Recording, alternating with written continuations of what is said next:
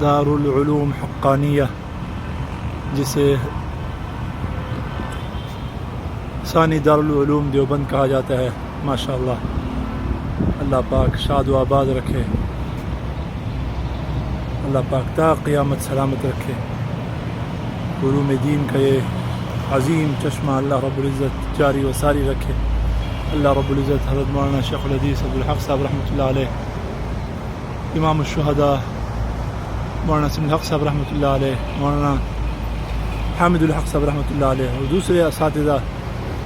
شیخ الحدیث مولانا مفتی محمد فرید صاحب رحمۃ اللہ علیہ، اور جتنے اساتذہ فوت ہو چکے ہیں، اللہ پاک ان کے لیے اس کو صدقہ جاریہ بنائے۔ اللہ رب العزت ان حضرات کے ساتھ آخرت میں ہمارا حشر فرمائے۔